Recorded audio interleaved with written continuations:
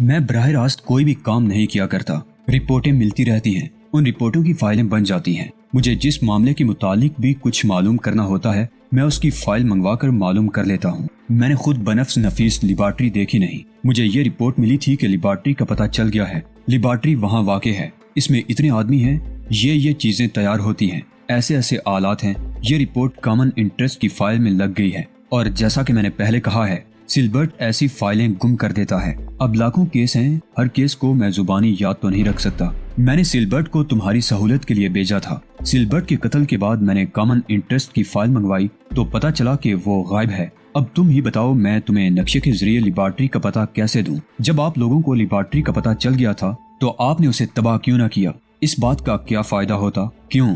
اس لیے کہ ہم لیبارٹری تباہ کر دیتے تو وہ لوگ کوئی دوسری لیبارٹری تشکیل دے لیتے۔ جب تک کسی درخت کی جڑ نہ کاٹی جائے اسے بڑھنے اور پھولنے پھلنے سے روکا نہیں جا سکتا، لیکن مستقل نہ صحیح کچھ عرصے کے لیے تو ان کی انسانیت سوز سرگرمیاں معطل ہو سکتی تھی۔ ہم نے ارادہ کیا تھا، لیکن بعد میں ویلمر نے یہ دلیل دی کہ لیبارٹری کے موجودہ پتے سے ہم اس کے چیف تک پہنچ سکتے ہیں، اور ایسا ممکن بھی ہو گیا تھا۔ کہانی میں آگے بڑھنے سے قبل گزارش ہے کہ چینل کو سبسکرائب کرتے ہوئے گھنٹی کی علامت کو لازمی دبا دیں تاکہ اس سلسلے سے جڑی تمام ویڈیوز ڈائریکٹ آپ تک پہنچ پائیں۔ لیکن عین وقت پر کامن انٹرسٹ نے ایک بار پھر ہمیں مفلوج کر دیا۔ وہ کیسے؟ اس نے ہمارے مقرر کردہ آدمی کو حرف غلط کی طرح مٹا دیا۔ اور ہاں، آج ہی میں نے لندن میں ویلمر سے بھی بات کی تھی، اسے تمہارے متعلق مکمل صورتحال سے آگاہ کر دیا تھا، اور یہ سفارش کی تھی کہ تم پر جو بار گراں ڈالا گیا ہے وہ اٹھا لیا جائے، کیونکہ تم اب اس کے اہل نہیں رہے۔ ویلمر نے مجھ سے کچھ نہ کچھ اتفاق کیا ہے، لیکن یہ سب کچھ آپ نے کیوں کیا؟ جبکہ میں اپنے دل میں کامن انٹرسٹ کے چیف تک پہنچنے کا ایک غیر متزلزل عزم لیے بیٹھا ہوں۔ پانی سر سے گزر چکا ہے مسٹر توکیر، تم خود ہی سوچو اور اپنے گریبان میں منہ ڈال کر دیکھو، کیا تم ان حالات میں کامن انٹرسٹ کے چیف تک پہنچ سکتے ہو؟ لیکن میں نے ابھی اپنی ناکامی کا اعتراف تو نہیں کیا ہے نا؟ تم اپنی ناکامی کا اعتراف نہ بھی کرو تو کیا ہوگا؟ کم از کم 2 سال تک تم کوئی بھی حرکت نہیں کر سکتے، اور 2 سال گزر جانے کے بعد بھی اس بات کی ضمانت نہیں ہے کہ تم ہماری توقعات پر پورا اتر سکو، تو گویا آپ اس معاملے میں میری کسی قسم کی بھی مدد سے دستبردار ہو گئے ہیں۔ مسٹر توکیر، تم ایک عقل مند شخص ہو، خود ہی سوچو کہ یوں ہی سر کھپانے کا کیا فائدہ؟ یہ تو اچھی بات نہیں ہے۔ فرض کریں کہ میں اندر ہی اندر اپنی جان ہتھیلی پر رکھ کر چیف تک پہنچ بھی جاتا ہوں اور اس کو شناخت بھی کر لیتا ہوں، لیکن اسے کوئی نقصان پہنچانے کے قابل نہیں ہوں، تو اس صورت میں کس کو اپنی کامیابی کی رپورٹ دوں، اور کون ہے جو اس معاملے میں میری معاونت کر سکے؟ تم نے بہت اچھی بات کی ہے، میرا دل خوش کر دیا ہے نوجوان، میں تمہارے اس عزم کو داد دیتا ہوں۔ اس صورت میں میرے دفتر کے دروازے ہر وقت تمہارے لیے کھلے رہیں گے۔ یوں سمجھو کہ اب ہماری جانب سے تم پر اس سلسلے میں کوئی بھی ذمہ داری عائد نہیں ہے، تم جو کرو گے اپنی خوشی سے کرو گے۔ اگر کامیابی ہوتی نظر آئے تو تم مدد کے لیے ہمیں بلا سکتے ہو۔ اور ہاں، ویلمر نے بتایا تھا کہ اس نے تمہاری والدہ اور بہن بھائیوں کو پاکستان روانہ کر دیا ہے۔ تمہاری والدہ کا پیغام ہے کہ تم فوراً پاکستان چلے جاؤ، ان کا پاکستان کا ایڈریس تمہیں کسی مسز ایلس نامی عورت سے ملے گا۔ مجھے اپنی امی کے پاس پاکستان پہنچنے کی خوشی تو تھی، لیکن مجھے اپنے اوپر ویلمر کا اعتماد ٹوٹ جانے کا دکھ بھی تھا۔ میرا دل بجھ سا گیا اور مجھے یہ تمام دنیا بے معنی سے رنگ اور خالی خالی دکھائی دینے لگی۔ کسی عزم، ولولے اور اعتماد سے اس نے مجھے کامن انٹرسٹ کے پیچھے لگایا تھا، میرا ہر طرح سے خیال رکھا، میرے جوتوں کی ایڑیوں میں ٹرانسمیٹر لگایا، بذات خود پہلے جرمنی، پھر فرانس اور پھر امریکہ پہنچ کر میری ہمت افزائی کی، مجھے CIA سے متعارف کرایا اور ولیم سے اپنے انتخاب کی داد لی۔ ولیم نے کسی قدر اعتماد سے مجھے کامیاب ہونے کی نوید دی تھی۔ مجھے اب یہاں ایک پل کھڑا رہنا گوارا نہ تھا۔ جو کچھ تم سوچ رہے ہو میں جانتا ہوں، اچانک ہلمز نے کہا، اور میں چونک پڑا۔ میں کیا سوچ رہا ہوں؟ یہی کہ وقتی طور پر CIA سے تمہارا رابطہ کٹ گیا ہے۔ اگر تم واقعی یہی سوچ رہے ہو تو ایسا مت سوچو، گولڈ فش کی مہم بھی مجھے نہیں بولی ہے۔ تم معمولی آدمی نہیں ہو، تمہارے پائے کے بہت کم آدمی ہمارے پاس ہیں۔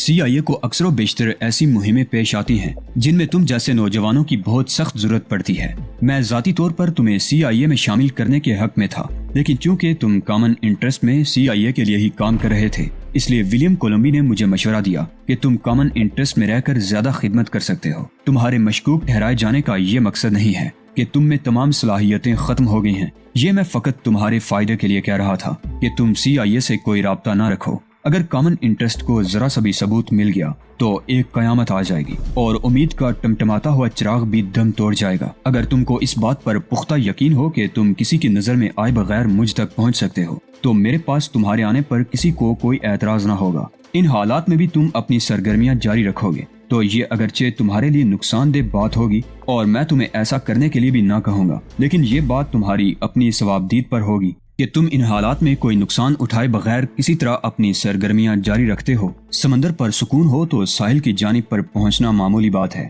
سمندر میں طوفان ہو تو ساحل کی جانب پامردی سے بڑھنا ہی جواں مردی ہے۔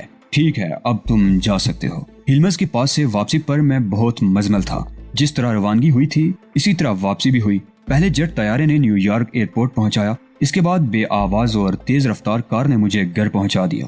رات کے 2:45 بج رہے تھے۔ چوکیدار ابھی تک بے ہوش پڑے تھے، لیکن میں نے ان کی طرف کوئی توجہ نہ دی۔ میں یک دم تھک سا گیا تھا، کسی بات میں میری کوئی دلچسپی نہ رہی تھی۔ میں بوجھل قدموں سے چلتا ہوا اپنے کمرے میں آیا۔ کمرے میں تمام چیزیں جوں کی توں پڑی تھی۔ میں بے دم سا ہو کر بیڈ پر گر گیا۔ نیند آنکھوں سے کوسوں دور تھی۔ ناکارہ ہونے کا احساس اگرچہ مجھے اس سے پیشتر بھی ہوا تھا، لیکن ویون کی معدے سے نکلنے والی گولی نے مجھے عزم نو سے دوچار کیا تھا، اور پھر CIA کے ڈائریکٹر ہلمز سے ملنے کے خیال نے بھی میرے اس عزم کو نوائے تازہ بخشی تھی، اور میرے اندر کچھ کر گزرنے کی حرارت ابری تھی۔ لیکن یہ حرارت ایک بار پھر مر چکی تھی۔ میرا جوش و ولولہ ٹھنڈا ہو چکا تھا۔ حالات نے مجھے اب کی بار مکمل طور پر ناکارہ کر دیا تھا۔ عبدالجبار، ویلمر، ولیم، ہلمز، جینی، لوسی، سب لوگ تو میرا ساتھ چھوڑ چکے تھے۔ شاید ان سب لوگوں کے لیے میں نے ایک مرے ہوئے چوہے کا سا کردار ادا کیا تھا۔ لے دے کہ ایک پیٹرسن رہ گیا تھا، وہ بھی جیریلی کی وجہ سے مجھے تحفظ فراہم کر رہا تھا، ورنہ بذات خود اسے مجھ سے کوئی دلچسپی نہ تھی۔ جس دن جیریلی کی دلچسپی مجھ میں ختم ہو گئی وہ دن یا تو میری زندگی کا آخری دن ہوگا یا پھر اس دن کے بعد مجھے سسک سسک کر اور تڑپ تڑپ کر جینا ہوگا۔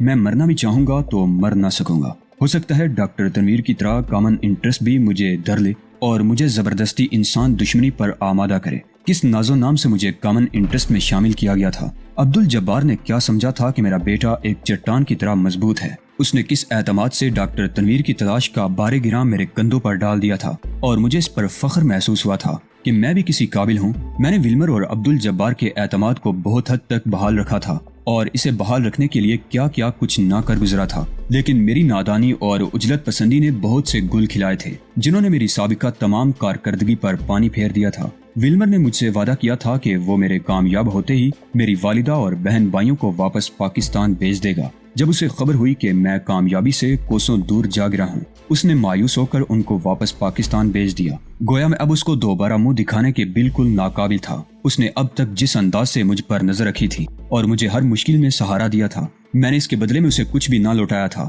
ایک خصب نام بھی نہیں باقی رہا۔ عبدالجبار یہی وہ شخص تھا جس نے مجھے اس زندگی میں میری حقیقت کی ہلکی سی جھلک دکھائی تھی، اس حقیقت کی جھلک جس کی تلاش میں میں نے الطاف عالم کی گالیوں اور تانوں کے کوڑوں کے زخم سہے تھے۔ اسی عبدالجبار کے توسط سے مجھے علم ہوا تھا کہ میری بھی ایک شناخت ہے اور میری روح پر لگائے گئے تانوں کے زخم بلا جواز تھے۔ میرے اندر حقیقت کو پانے کی ایک تڑپ ابری تھی۔ عبدالجبار نے اس تڑپ کو جلا بخشی تھی۔ اپنی حقیقت کا راز پانے کے لیے ضروری تھا کہ میں ڈاکٹر تنویر کو پانے کے لیے حد سے گزر جاتا، لیکن کچھ کر گزرنے سے قبل ہی تنظیم کے افق سے گزر گیا تھا۔ امی نے پیغام بھجوایا تھا کہ میں پاکستان چلا ہوں، لیکن اول تو میں تنظیم کی بیڑیاں کاٹ کر واپس نہ جا سکتا تھا، اور دوم یہ جیریلی اور سیتی، ان کی ہیولے تو میری جان نکال دیں گے۔ ان کی غیر موجودگی مجھے کیا تقویت دے گی؟ میں ان دونوں کو کسی حال میں بھی نہیں چھوڑ سکتا تھا، اور اگر پیٹرسن کی بات مانتے ہوئے تنظیم سے ڈسچارج ہو کر اور جیریلی سے شادی رچا کر واپس جاتا ہوں تو عائشہ کیا کہے گی؟ وہ عائشہ جس کی آنکھوں نے مجھے جینے کا سلیقہ بخشا تھا، جس نے مجھے ایک پرسکون اور چھوٹے سے گھر کی نوا دی تھی، جس کو بہو بنانے کے لیے میری امی نے نہ جانے کیا کیا خواب سجائے ہوں گے، اس کے جذبات تو لہو لہو بکھر جائیں گے اور میں اس حالت کو دیکھتے ہی بسم ہو جاؤں گا۔ میں نے اپنی زندگی کو کتنا عذاب میں ڈال دیا تھا، سب کو سوچتے سمجھتے ہوئے، اپنا برا بلا جانتے ہوئے بھی خود کو بھول بھلائیوں میں گم کر دیا تھا، اور خود کو اپنے ہی پیدا کردہ حالات کے ہاتھوں اتنا جکڑ لیا تھا کہ دیواروں سے سر پھوڑنے پر بھی نہ بناتی تھی۔ میں نے سنجیدگی سے سوچا کہ ان حالات میں کیا کروں؟ کیا سب کچھ چھوڑ کر واپس پاکستان چلا جاؤں؟ کیا 2-3 سال سکون سے بیٹھ کر حالات کے اعتدال پر آنے کا انتظار کروں؟ کیا تنظیم سے بغاوت کر کے ٹکرا جاؤں، یا پھر راتوں کو نکلنے والے خون آشام بیڑیے کا کردار ادا کروں؟ پاکستان واپس جانے کا تو سوال ہی نہ پیدا ہوتا تھا۔ ابھی حالات اس قسم کے نہ تھے کہ میں واپس چل دیتا۔ 2-3 سال تک خاموشی سے بیٹھنا میرے بس میں نہ تھا۔ ولمر اور عبد الجبار کا خیال آتے ہی میرے بدن کا گوشت ادھڑنے لگتا تھا۔ جین کی دکھ بھری صورت آنکھوں کے آگے گھوم جاتی تو آنکھوں سے خون نکلنے لگتا۔ اپنے جسم کے ادھڑنے اور آنکھوں سے خون نکلنے کا تماشا میں 3 سال تک کیسے دیکھتا رہتا، اور اس تماشے میں مجھے جہنم کی آگ جیسے تجربے سے دوچار ہونا پڑا۔ اس سے میں اپنے جسم اور ضمیر کی کرسیوں کو کب تک یکجا رکھتا؟ گویا یہ بات بھی میرے بس میں نہ تھی۔ کامن انٹرسٹ سے ٹکرا جانے کا تصور بھی اہانکانہ تھا۔ میں اکیلا یہ کام کیسے کر سکتا تھا؟ CIA بھی مجھے چھوڑ چکی تھی اور عبد الجبار کو بھی اب میری کسی سرگرمی سے کوئی دلچسپی نہ رہی تھی۔ گولڈ فش کی سرکوبی کے دوران پیش آمدہ حالات کی طرح اگر اب کی بار مجھے کسی دشمن نے چھاپ لیا تو میری مدد کو پہنچنے والا کوئی نہ ہوگا۔ میں اکیلا کامن انٹرسٹ سے ٹکرا کر ریزہ ریزہ ہونے کے علاوہ اور کچھ نہ کر سکتا تھا۔ باقی رہا اپنی ذات کے خون آشام بیڑیوں کا کردار۔ اس کے لیے کامن انٹرسٹ مجھے کب مہلت دے گی؟ گھر کے اندر نگرانی، کامن انٹرسٹ کے اڈوں میں گھسنے کی ممانت، ٹیلی فون کالوں کی نگرانی، باہر نگرانی، ان سب باتوں کے علاوہ نہ میرے پاس کسی قسم کا کوئی ہتھیار تھا اور نہ ہی اس گھر سے باہر میرا کوئی دوست تھا۔ جواد میرا کزن اور دوست ضرور تھا، لیکن میں اسے اس اندوہناک زندگی میں دھکیلنا گناہ سمجھتا تھا۔ لے دے کے ایک سیٹی رہ جاتی تھی، لیکن اس کی ٹریننگ مکمل ہونے میں بھی ابھی سال سے زیادہ کا عرصہ درکار تھا۔ تو کیا پھر میں خودکشی کر لوں؟ میں نے چند لمحے اس بارے میں سنجیدگی سے سوچا، لیکن پھر خود ہی اس نامعقول خیال پر دل کھول کر ہنس پڑا۔ ہنسنے سے میری طبیعت ہلکی ہوئی۔ صبح ہو رہی تھی کہ مجھے نیند نے ایک بار پھر آ لیا۔ صبح میں کافی دیر تک سوتا رہا، اٹھا تو ابھی تک طبیعت مزمل تھی۔ ناکامی کا احساس اس حد تک ذہن میں چمٹ چکا تھا کہ دنیا بے رنگ سی نظر آ رہی تھی۔ جیریلی نے بہت زور دے کر میرے ازملال کے بارے میں مجھے کوریدنے کی کوشش کی، لیکن ناکام رہی۔ جو میں اپنی بے وقتی کے بارے میں غور کرتا تھا، میرے دماغ میں آندیاں سی چلنے لگتی، اور جب اس میں شدت آنے لگتی تو مجھ پر تشنج کی سی کیفیت طاری ہو جاتی۔ جی میں آئی کہ مشین گن سے سب کو بسم کر دوں۔ ناشتہ میں نے نہ جانے کتنی مشکل سے اپنے اندر امڑنے والے طوفان پر قابو پاتے ہوئے کیا۔ ناشتے کے بعد میں بلا مقصد باہر نکلا اور پیدل ہی ایک طرف چلنے لگا۔ جلد ہی مجھے احساس ہو گیا کہ کامن انٹرسٹ کے گرگے میری نگرانی کر رہے ہیں۔ مجھے سخت غصہ آیا۔ جی میں آیا کہ انہیں یہیں پکڑ لوں اور انہیں مار مار کر ادموا کر دوں۔ میں نے بلا مقصد ان کو الجھانے کا پروگرام بنایا اور ایک ٹیکسی پکڑ کر ایک ہوٹل میں پہنچ گیا۔ ہوٹل کے حال میں اس وقت کافی رونق تھی۔ میں جان بوجھ کر اس ہوٹل میں آیا تھا۔ میرے آنے کے چند منٹ بعد وہ لوگ اندر آئے۔ یہ 2 آدمی تھے اور دونوں میری ایک منٹ کی مار تھے۔ میں 2 منٹ میں ان دونوں کا برکس نکال سکتا تھا، لیکن فی الوقت میں صرف ان کو یہ احساس دلانا چاہتا تھا کہ وہ اس قابل نہیں کہ وہ کسی کو نگرانی میں رکھ سکیں۔ میں خاموشی سے ایک میز پر بیٹھ گیا اور کنکھیوں سے دیکھا۔ وہ لوگ بھی ایک میز پر بیٹھے رہے تھے۔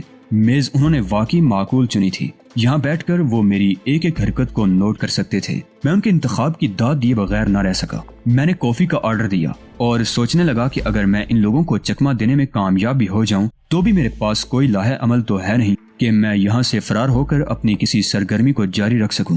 لے دے کہ میں نے واپس گھر ہی پہنچنا ہے، بیرا کافی لے آیا۔ میں نے اسے سگریٹ کا پیکٹ لانے کو کہا۔ کافی کے 3-4 گھونٹ لینے کے بعد میں نے سگریٹ سلگایا اور لمبے لمبے کش لینے لگا۔ مجھے عجیب سی فرق محسوس ہونے لگی اور تمام تفکرات سگریٹ کے دھوئیں میں کہیں دور جا اڑے۔ سگریٹ پینے سے میرا ذہن خالی خالی سا ہو گیا۔ پہلی بار میں نے بھرپور نگاہ اٹھا کر اپنے ارد گرد کے ماحول کو دیکھا اور مجھے شدت کا احساس ہوا کہ آزادی کتنی بڑی نعمت ہے۔ آزاد لوگ کتنے خوش و خرم نظر آ رہے تھے، تمام تر تفکرات سے آزاد، بھرپور انداز میں زندگی گزارنے والے۔ ان کے کہکہوں میں جان تھی۔ میری طرح ان کی کوئی بھی نگرانی نہ کر رہا تھا، یہ کسی کو بھی جواب دہ نہ تھے۔ ان کی گردن پر پھانسی کا اندیکھا پھندا بھی لٹک رہا تھا۔ کیا ان کی طرح مجھے زندگی کے مزے لوٹنے کا کوئی حق نہ تھا؟ ابھی تو میں زندگی کے اس دور میں ہوں، سب خوبصورتی کے رنگ بھی پھیکے نظر آتے ہیں۔ پھر کیا بات ہے؟ کیا میری قسمت میں یوں ہی تمام عمر ذلیل و خوار ہونا لکھا ہے؟ لگتا ہے کچھ مایوس ہو۔ ایک اٹکیلیاں لیتی ہوئی آواز میرے کانوں سے ٹکرائی اور میں نے چونک کر سر اٹھایا۔ اس کے ہونٹوں پر بڑی نفاست سے لپسٹک لگی ہوئی تھی، اگرچہ اس کی عمر 30 سال سے کم نہیں تھی۔ میک اپ اور جسم و صحت کے بارے میں اس کی محتاط روی اسے 20 اور 25 سال کے درمیان دکھا رہی تھی۔ کیا آپ بیٹھ سکتی ہوں؟ ہاں، کیوں نہیں، میں نے فراخ دلی سے جواب دیا۔ اگر یہ عورت مجھے کسی اور دن ملتی تو یقیناً میں اسے بیٹھنے کی ہرگز دعوت نہ دیتا، کیونکہ نہ صرف یہ کہ میں اس عورت کو اچھی طرح جانتا تھا، بلکہ جس کماش کی یہ عورت تھی میرے پاس بیٹھنے کے قابل بھی نہ تھی۔ اس ہوٹل میں غیر ملکی سیاحوں کو ہر قسم کی تفریح مہیا کرنا ہوٹل والوں نے اس کے ذمہ لگایا ہوا تھا۔ کیا بات ہے، آپ کچھ پریشان لگتے ہیں؟ ہاں، لیکن کوئی خاص بات نہیں، میں نے دھوئیں کا مرغولہ چھوڑتے ہوئے کہا۔ کیا شیمپین منگواؤں؟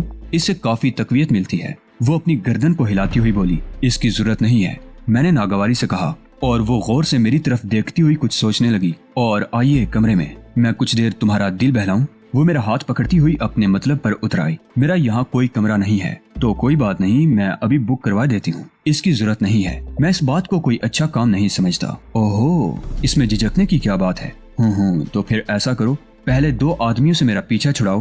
میں نہیں چاہتا کہ وہ لوگ ہم دونوں کو ایک ہی کمرے میں جاتا ہوا دیکھیں، یہ تو معمولی بات ہے۔ مجھے بتاؤ کہاں ہے وہ دونوں؟ وہ ادھر ادھر دیکھتی ہوئی بولی۔ ایسے نہیں، ایسے وہ لوگ خبردار ہو جائیں گے۔ میں نے کنکھیوں سے ان دونوں کی طرف دیکھا، وہ اس وقت ہماری جانب ہی دیکھ رہے تھے۔ تم ان آدمیوں کی نشاندہی کرو، ان کو یہاں سے بگانا میرا کام ہے، لیکن میں یہ بھی نہیں چاہتا کہ ان کو اس بات کا علم ہو کہ ان کے بگانے میں میرا ہاتھ ہے۔